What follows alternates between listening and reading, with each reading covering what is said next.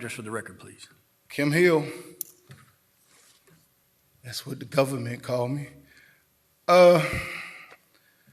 Had to rush here because you all usually have the meeting at 6 o'clock or whatever, but you did something kind of tricky once again. You started at 5:30. Got a little heartburn here.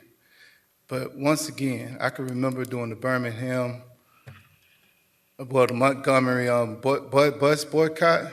The old lady was walking down the road and the reporter asked her, "You ain't tired?" She said, "Yes, my feet are tired, but my soul is rested."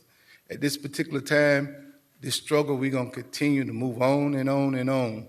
And our feet might be tired, but our soul will be rested. We understand that this is a moral struggle when it comes down to body cameras. People may want to blur the lines. They want to say, oh, this is an issue between the dislike of Chief Rowe. This is an issue about, dislike of government. No, this is an issue about black males being slaughtered all over America. And we can move through policy.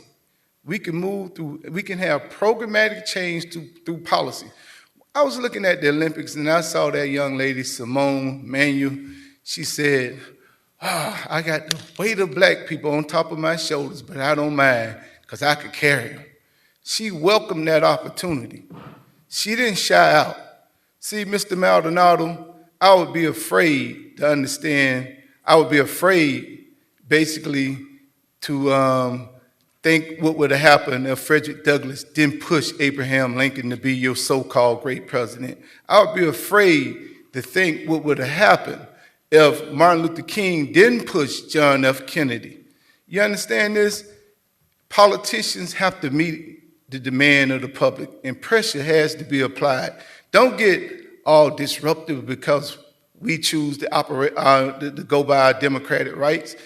This is fascism. You got police officers sitting up here. You had police officers last month talking about citizens and criticizing citizens on the time of the city.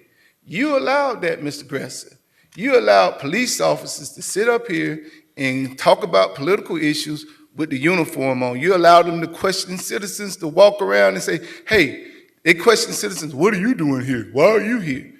This is what you call intimidation. Cuba is 90 miles away. This is America. You may disagree with what we have to say, but at least give us our constitutional right. Mr. Maldonado, you claim that you couldn't be racist.